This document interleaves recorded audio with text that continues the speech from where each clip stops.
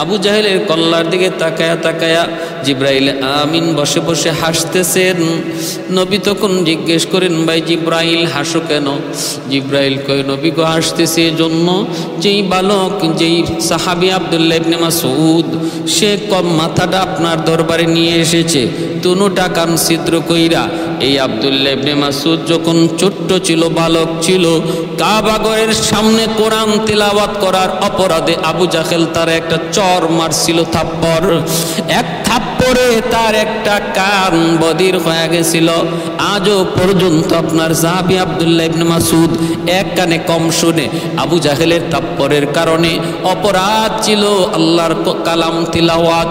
ওই দিন আপনিও কানছেন, আমি জিব্রাইলও কানছি, কিন্তু আসমানের মালিক ওই দিন হাসতেছিলেন। আমি তখন বলেছিলাম, মালিক তুমি হাসো, তোমার কোরআন তেলাওয়াত করার অপরাধে আব্দুল্লাহ মাইর খায়, আমরা কান্দি, আব্দুল্লাহ কান্দে, আর তুমি বুঝি হাসো। আল্লাহ তখন বলতেছিলেন, রে জিব্রাইল, তোমরা তো এখন দেখো, সামন দেখো না, বর্তমান তোমাদের সামনে ভবিষ্যৎ নাই। দেখি বদর দেখি, আমি আল্লাহ বর্তমানও দেখি, ভবিষ্যৎও দেখি। যেই বালকটারে আজকে আবু জাহেল থাপ্পড় দিয়া তার কান নষ্ট করে দিয়েছে, আমি আল্লাহ দেখতেছি বদরের ময়দানে এই আব্দুল্লাহ আবু জাহেলের দুটা কান নষ্ট করবে, তলোয়ার ঢুকাইয়া এক কানের বদলা নিবে দুই কান। এজন্য আমি আল্লাহ হাসতেছি। ওগো নবীজি, আজ আমি দেখলাম নিজের চোখে আবু জাহেলের দুটা কান নষ্ট করেছে আপনার সাহাবী আব্দুল্লাহ ইবনে মাসউদ, যার একটা কান নষ্ট করেছিল আবু জাহেল। আল্লাহু আকবার। হযরত আব্দুল্লাহ ইবনে মাসউদ রাদিয়াল্লাহু তাআলা আনহু তিনি বলতেছেন, ইয়া রাসূলুল্লাহ, ওগো নবীজি, এই যে নেন, আপনার চাচারও আমি বন্দি করে নিয়ে আসলাম। নবীজির চাচা হযরত আব্বাস রাদিয়াল্লাহু তাআলা আনহু, ইনিও বদরের ময়দানে নবীর হাতে বন্দি। বদরের যুদ্ধটা ছিল এমন এক যুদ্ধ, ভাইয়ে ভাইয়ে যুদ্ধ, বাপ বেটায় যুদ্ধ, চাচা ভাতিজায় যুদ্ধ। আবু আজিজ ইবনে বদরের যুদ্ধে হযরত আবু বকর সিদ্দিক রাদিয়াল্লাহু তাআলা আনহু নবীর পক্ষে, ওনার সন্তান আবু জাহেলের পক্ষে, ওনার সন্তান আবু জাহেলের পক্ষে। আবু আজিজ বিন উমায়ের, আবু আজিজ বিন উমায়ের হাতে হলো কাফেরদের পতাকা, আর মুসআব বিন উমায়ের রাদিয়াল্লাহু তাআলা আনহুর হাতে হলো মুসলমানদের পতাকা। আর দুজন হলেন আপন ভাই, দুজন আপন ভাই। একজনের হাতে কাফেরদের পতাকা, আরেকজনের হাতে মুসলমানদের পতাকা। এমন এক যুদ্ধ ছিল বদরের যুদ্ধ।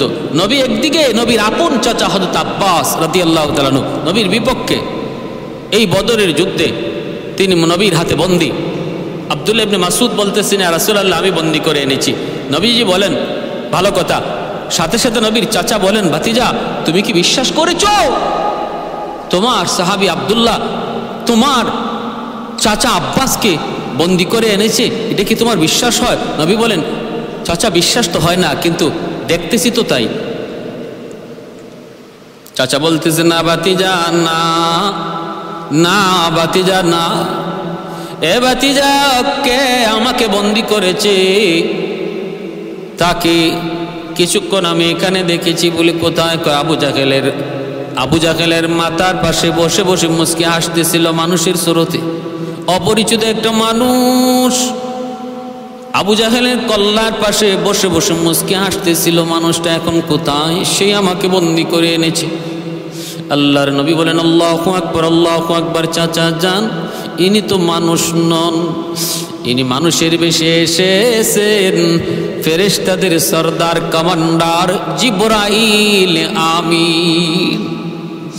তখনই আব্বাস বলতেছে, ভাতিজা, বদরে আমরা যা দেখেছি তোমরা তা দেখো নাই রে।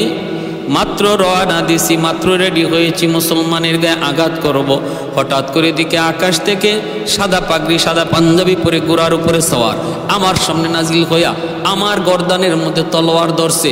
কই তলোয়ারটা ফালাইয়া দে, তীরটা ফালাইয়া দে, নতুবা এখনই দ্বিখণ্ডিত করে ফেলবো। এই অবস্থায় সামনের দিকে আগাই, হঠাৎ দেখি পিছনে কে যেন আমার পিছনের মধ্যে তলোয়ার ধরছে। কয়েকটা কদম সামনে দিবি না, একটা কদম সামনে দিবি না। এমন অবস্থা বদরে আমরা দেখেছি, তোমরা তা দেখো নাই, তাদের হাতে আমরা পরাজিত হয়েছি। এরা কারা? এরা হলেন আল্লাহর পাঠানো নূরের তৈরি ফেরেশতা। আল্লাহ পাক কোরআনুল কারীমের সূরা আনফালের মধ্যে বলেছেন 1000, 3000, পর্যায়ক্রমে 5000 ফেরেশতা আল্লাহ পাক বদরের যুদ্ধে নাজিল করেছিলেন। কমান্ডার ছিলেন জিবরাইল আমিন, কমান্ডার ছিলেন জিবরাইল আমিন। এজন্য ভাই বলতেছি, একটু ভালো করে শুনুন। আবু জাহেলের মতো এত বড় নিকৃষ্ট পাষণ্ড জালেমের অপমৃত্যু হয়েছে, খতম করেছে, ধ্বংস হয়েছে নাবালক 2টা ছোট্ট বালকের দ্বারা, যাদের নাম হলো মুআজ আর মুআওয়াজ, আপন 2 ভাই, আপন 2 ভাই। এজন্য ভাইরে অহংকার করা ভালো নয়। আল্লাহর মোকাবেলা কইরা কেউ কোনোদিন পারে নাই, পারবেও না, কোনোদিন পারে নাই, পারবেও না।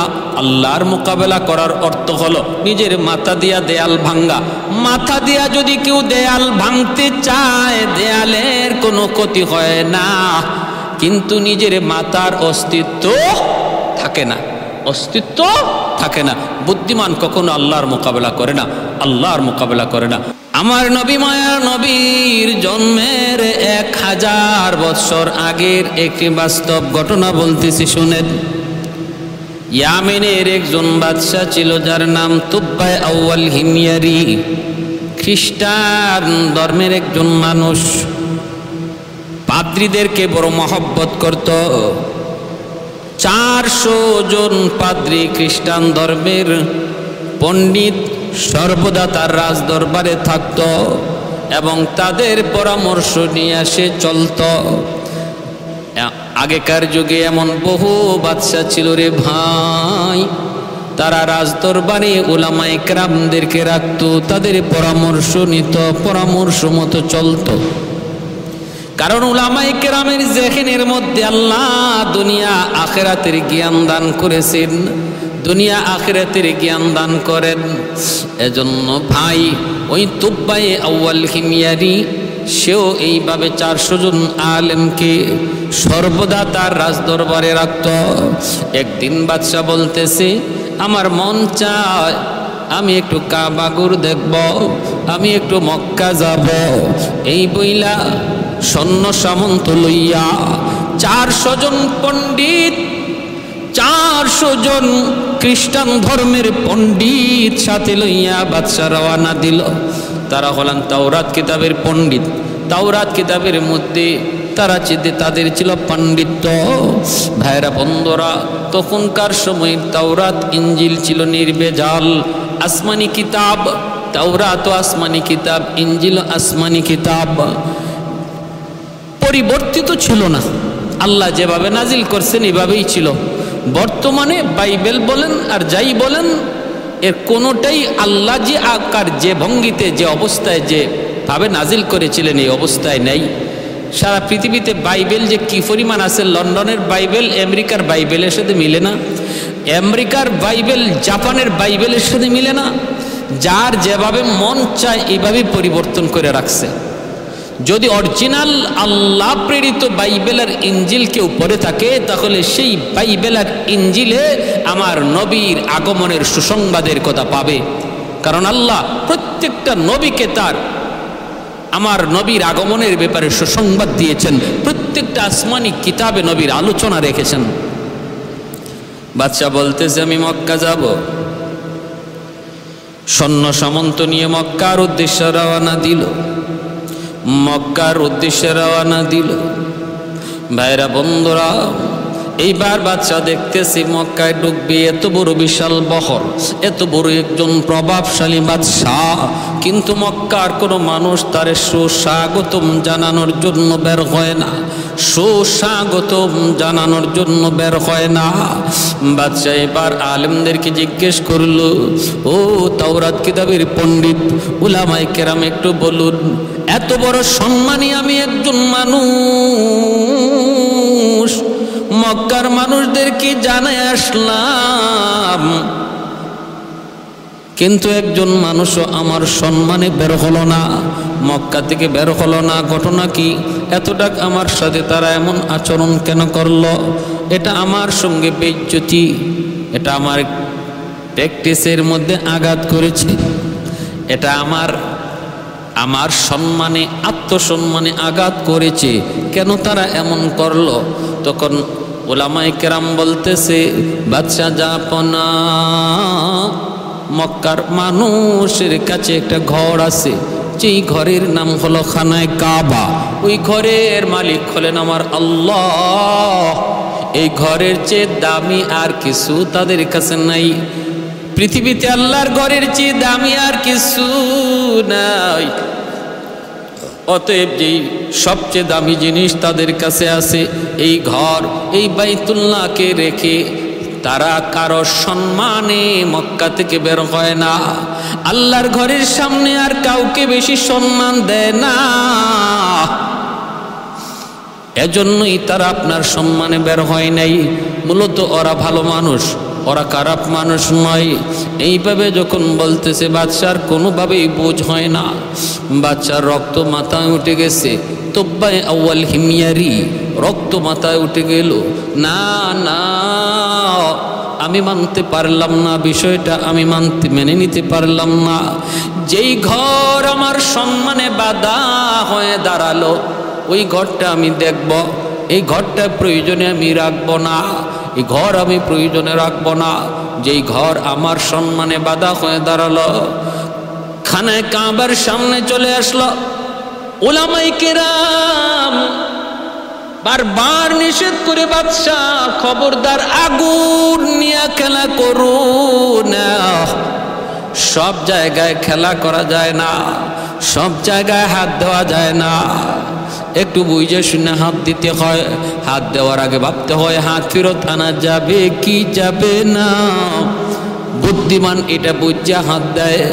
আল্লাহর ঘরে যদি তুমি হাত দাও, আমরা তাওরাত কিতাব পইরা যদ্দূর বুঝলাম, তোমার হাত ফেরত আসবে না রে, হাত ফেরত আসবে না। কারণ এই ঘর দুনিয়ার কোনো মানুষের ঘর নয়, এই ঘরের মালিক হলেন স্বয়ং আল্লাহ। এই ঘর আল্লাহ নিজে বানাইছেন। এই ঘর হলো পৃথিবীর মধ্যভূমি, এই ঘরের উপরেই হলো বাইতুল মামুর, যেই ঘরের চতুর্দিকে ফেরেশতারা সর্বদা তওয়াফ করে। আর জমিনে আল্লাহর ঘর, এই খানায়ে কাবার চতুর্দিকে মানুষ তওয়াফ করে। এই ঘর, এটা আগুন নিয়ে খেলা করো না বাদশাহ, সব নিয়ে তামসা করা যায়, কিন্তু আল্লাহর ঘর নিয়ে কোনো তামসা করা যায় না। বাদশাহ বলতেছে, না না, আমি মেনে নিতে পারতেছি না, আমি মানতে পারি না বইলা সে তার শক্তি সামর্থ্য দেখাইয়া আল্লাহর ঘর বাইতুল্লাহর দিকে হাত দিয়ে দিল। যেই মাত্র অসম্মানের সাথে আল্লাহর ঘর বাইতুল্লাহ মাত্র হাত দিল, সাথে সাথে আল্লাহ পাকের গজব নাজিল, আল্লাহ পাকের গজব নাজিল। চোখ দিয়া, মুখ দিয়া, নাক দিয়া, কানের ছিদ্র দিয়া, বডির যতগুলা ছিদ্র, সমস্ত ছিদ্র দিয়া ফিনকি দিয়া রক্ত বেরোতে লাগলো। রক্ত, চোখ দিয়া রক্ত বের হয়, মুখ দিয়া রক্ত বের হয়, নাক দিয়া রক্ত বের হয়, কান দিয়া রক্ত বের হয়।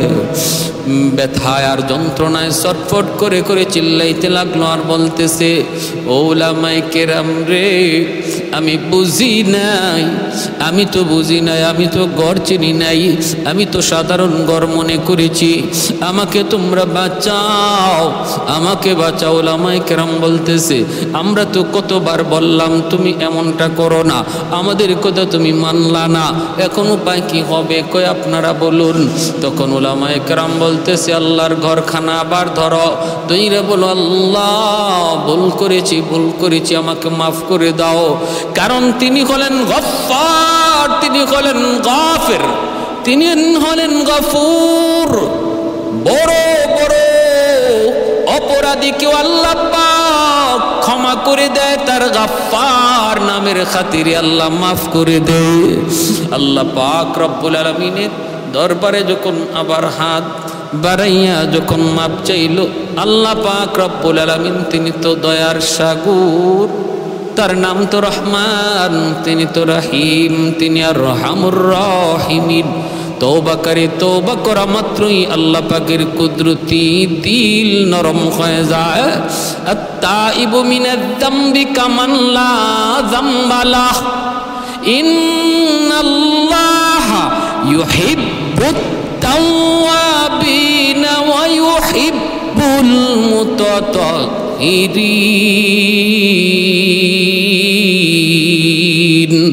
আল্লাহ পাক রব্বুল আলামিন তওবাকারীদেরকে আল্লাহ পাক মহব্বত করেন, ভালোবাসেন।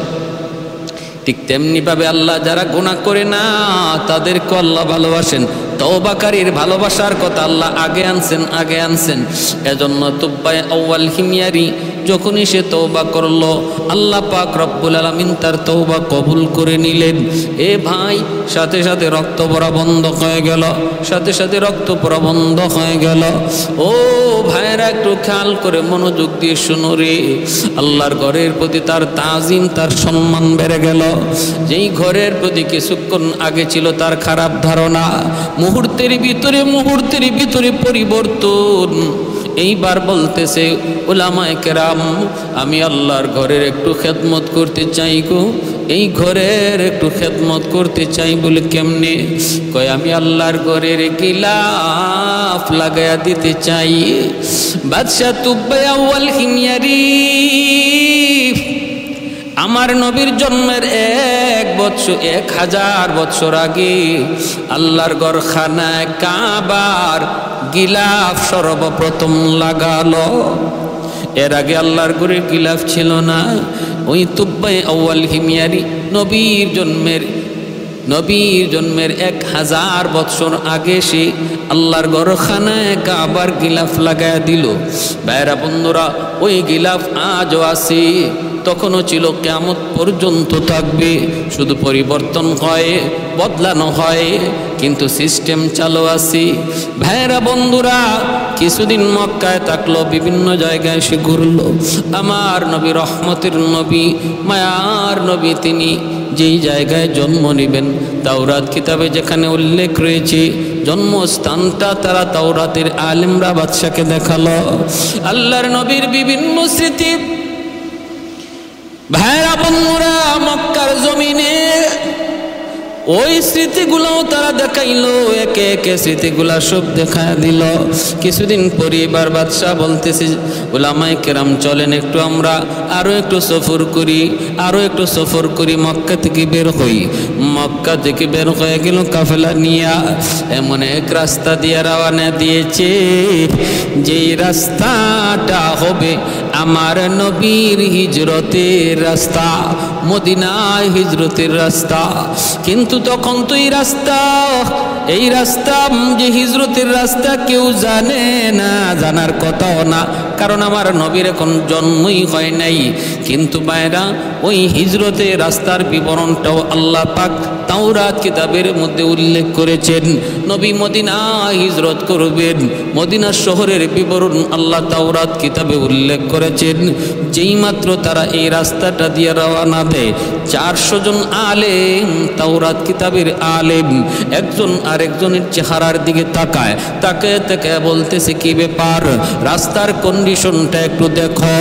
হায় হায়, আমরা তো তাওরাত কিতাবের মধ্যে একটা রাস্তার বিবরণ পড়েছি, যেই রাস্তাটা হবে আখিরি জমানার নবী, আখিরি নবী নবী মুহাম্মদুর রাসূলুল্লাহ সাল্লাল্লাহু আলাইহি ওয়াসাল্লামের হিজরতের রাস্তা। তোমরা কি পড়ো নাই? কয় পড়েছি। ওই রাস্তার বিবরণটা কেমন একটু দেখো, আর তাওরাত কিতাবের বিবরণ একটু মিলাও। একে একে মিলায় তারা দেখে 100 মিলে গেল। বাদশা জিজ্ঞেস করে, উলামায়ে কেরাম কিসের আলোচনা হয় আমাকে একটু বলো। তারা বলতেছে, বাদশা জাহাপনা, আমরা তাওরাত কিতাবের মধ্যে একটা রাস্তার বিবরণ পেয়েছি, ওই বিবরণের সাথে এই রাস্তার 100 মিল।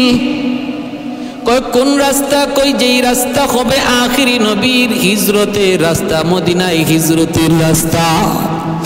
অতএব যেই রাস্তা দিয়ে আমরা চললাম এটাই হলো নবীর মদিনায় হিজরতের রাস্তা, কোনো সন্দেহ নাই। তাহলে এই রাস্তা দিয়ে চললে আমরা মদিনায় যেতে পারবো, যেই দেশে আমার নবী, যেই দেশে আখিরি নবী হিজরত করবেন এবং মদিনায় তিনি শুয়ে থাকবেন অনন্তকাল, কিয়ামত অবধি তিনি মদিনায় শুয়ে থাকবেন। জন্ম নেবেন মক্কায় কিন্তু শুয়ে থাকবেন মদিনায়। ওই মদিনা শহরে আমরা একটু যেতে চাই। সামনের দিকে আগালেন। শহরের তো কোনো অবস্থান নাই, শহরের কোনো আকার নাই, আকৃতি নাই, ঘর নাই, বাড়ি নাই, কিন্তু একটা জায়গায় গেলেন, আবহাওয়ার দিকে তাকাইলেন, কন্ডিশনের দিকে তাকাইলেন। তাকায় তারা একজন আরেকজনকে বলেন, দেখো জায়গাটা একটু দেখো, দেখো কত সুন্দর খেজুরের বাগান, দেখো পাহাড় দিয়ে চতুর্দিকে ঘেরা, জায়গাটা একটু পর্যবেক্ষণ করো, আবহাওয়াটা একটু দেখো। সবগুলা দেখা তারা সিদ্ধান্ত নিল, তাওরাত কিতাবের মধ্যে মদিনা শহরের যে বিবরণ আল্লাহ পাক উল্লেখ করেছেন, মদিনা শহরের আবহাওয়ার যে বিবরণ আল্লাহ দিয়েছেন, এর 100 মিল এই জায়গার মধ্যে পাওয়া যাইতেছে। সাথে সাথে তারা বাদশাকে ডাক দিয়ে কয়, বাদশা জাহাপনা, মদিনা শহরের খবর পেয়ে গেছি, মদিনা শহরের সন্ধান আমরা পেয়ে গেছি। অতএব আমরা সিদ্ধান্ত নিয়েছি আমরা আর ইয়ামেন ফিরে যাব না গো, এই জায়গায় আমরা থেকে যাব, এখানে আমাদের কবর হবে এবং আখিরি নবীও এই জায়গায় শুয়ে থাকবে। আমাদের কবর হবে মদিনায়, আর কবরের পার দিয়া রহমতের নবী তিনি পায়ে হেঁটে যাবে, এতে আমরা ধন্য হব, আমরা ইয়ামিন আর ফিরে যাব না। বাদশা বলতেছে, তাহলে আমি কি করব? কই আপনি ফিরে যান। বাদশা বলে, আমারও তো মন চায় গো, আমারও তো মন চায় আখিরি নবী রহমতের নবী যেই দেশে হিজরত করে আসবেন এবং চিরদিনের জন্যই এই দেশে থেকে যাবেন, এই দেশেই তিনি শুয়ে থাকবেন, যেই জমিনে আখিরি নবী রহমতের নবী শুয়ে থাকবেন, আমারও তো মন চাই এই জমিনে আমিও শুয়ে থাকি, কিন্তু এত বড় রাজত্বের জিম্মাদারি কি করি? উলামায়ে কেরাম বলে না, আপনি জিম্মাদারি ফালায়া থাকতে পারেন না, আপনি চলে যান। বাদশাহ তিনি চলে যাবেন আর বলতেছেন, আমি আপনাদের জন্য 400টা ঘর বানায় দিয়া যাই। 400 আলেমের জন্য 400 ঘর বানায় দিল। একটা ঘর বাদশাহ বানায় দিলেন ব্যতিক্রম, আলাদা করে একটা মনের বাসনা দিয়ে একটা ঘর বাদশাহ বানাইলেন। এত সুন্দর করে বানাইলেন, উলামায়ে কেরাম জিজ্ঞেস করে, এই ঘর কার জন্য বানাইতেছেন? বাদশাহ তখন বলতেছে, আমার নবী আখিরি নবী রহমতের নবী যখন মক্কা থেকে মদিনায় হিজরত করবেন, মক্কার আপনজনেরা তার ঘর বাড়ি দখল করে নিবে, মদিনায় তিনি আসবেন, মদিনার আনসারগণ তারে কুলে তুলে নিবে, কিন্তু মদিনায় তার নিজস্ব কোনো ঘর থাকবে না, বাড়ি থাকবে না। আনসারগণ সবাই যার যার বাড়িতে নিতে চাবেন। আমার মন চায় আমি নবীর জন্মের 1000 বছর আগে মদিনায় নবীর জন্য একটা ঘর বানায়া যাব, যেই ঘরের মালিক হবেন আখেরি নবী, রহমতের নবী, নবী মুহাম্মদুর রাসূলুল্লাহ सल्लल्लाहु अलैहि वसल्लम। तो खुल्कत में मिली किसको ये आली नसवी है, खुल्कत में मिली किसको ये आली नसवी है, तो फख्र रसूल हाशिमियो मुतलबी है, तो फख्र रसूल हाशिमियो मुतलबी है। ऐ नूर खुदा दूर हो मैं तेरे हरम से, खाली हो मेरा हाथ भी दीनारो दिरहम से, खाली हो मेरा हाथ भी दीनारो दिरहम से। अल्लाह ने बनाया तुम्हें, अल्लाह ने बनाया तुम्हें सुल्तान मदीना, मेरी तमन्ना है मुझे जाने मदीना, मेरी तमन्ना है मुझे जाने मदीना। भाईरा एक घर बादशाह तुब्बा अव्वल हिमियारी मनिर माधुरी दिया बानाइलो, और बानाया घरे ताला दिया, चाबिटा आमिर साहेबेर हाथे दिया, और एक चिठिओ आमिर साहेबरे बुझाइया दिल। বলল যেদিন আপনি চলে যাবেন আপনার ইন্তেকালের আগে আপনার সন্তানের হাতে চিঠি আর চাবি দিয়ে যাবেন, সে আবার তার সন্তানের হাতে দিয়ে যাবে। এই চিঠি আর চাবি আপনাদের কাছে আমানত, আপনাদের কাছে আমানত। ভাইরা বন্ধুরা, এই চিঠি আর চাবি আমানত বুঝে দিলাম আপনাদের হাতে। এই বইলা বাদশা চলে গেল। দিন যায়, রাত যায়, মাস যায়, বছর যায়, আমার নবী রহমতের নবী মক্কার জন্মভূমিতে নবী আগমন করলেন। মায়ার নবী 40 বছর বয়সে নবী এইবার নবুয়তি পেলেন।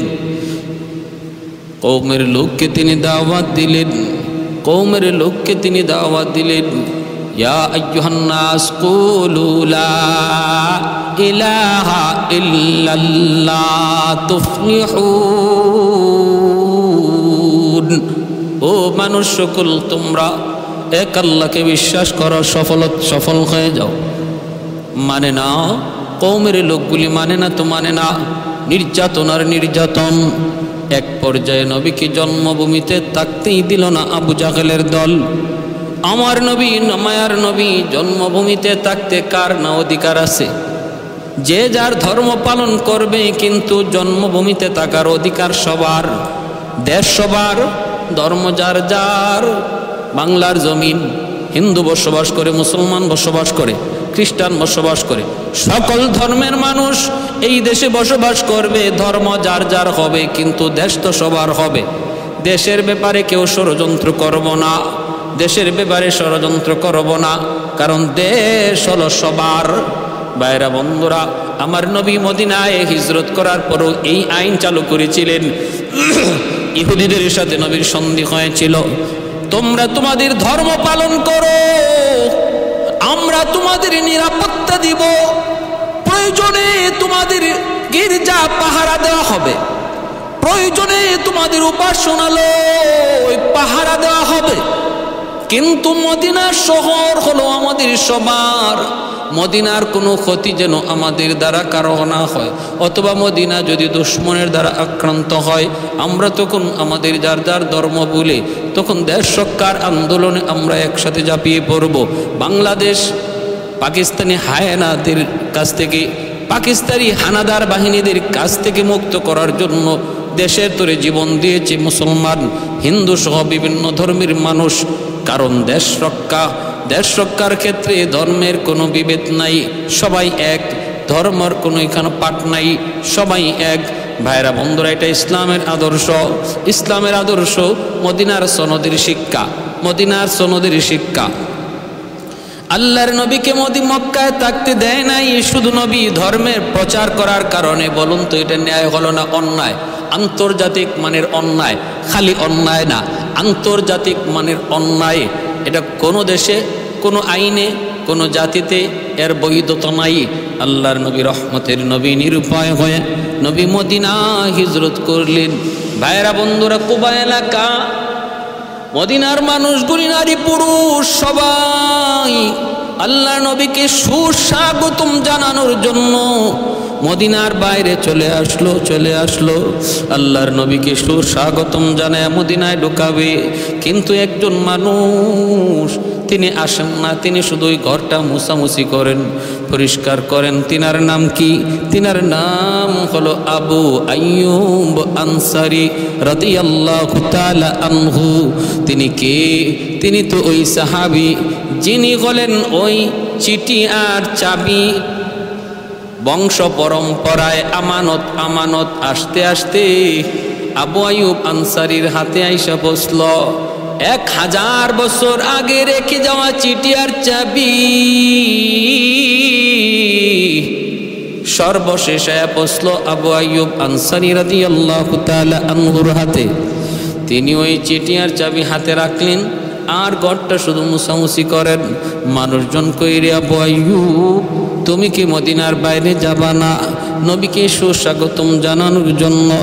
আবু আইয়ুব আনসারী বলতেছে, তোমরা যাও গো, আমার মন বলে নবী আমার খোঁজে আমার তালাশে এখান পর্যন্ত আসবেন, কারণ আমার হাতে নবীর একটা আমানত আছে। আমানত, এই আমানতের খবর অবশ্যই আমার আল্লাহ তার হাবিবকে জানাবে। আর আমানত নেওয়ার জন্য নবী আমার কাছে আইসা পৌঁছবে।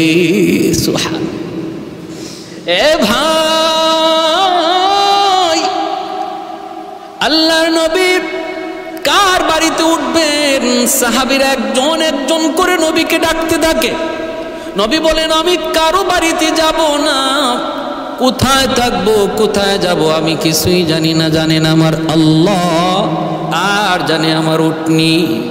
উটনির পিঠে নবী বসে গেলেন, উটনি নবীকে নিয়ে রওনা দিল।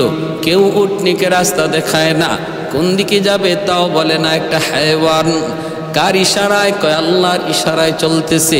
সামনের বাড়িওয়ালা মনের আশা নিয়ে বসা, হায় রে উটনিটা যদি আমার বাড়িতে একটু বসতো রে, আমার তো কপাল খুলে যাইতো। কিন্তু উটনি তার বাড়িটা পাস করলো, হতাশ হয়ে গেল। পরের বাড়িওয়ালা বড় আশা নিয়ে, বুক বাঁধা আশা নিয়ে বসা, তার বাড়িটাও পার হয়ে গেল।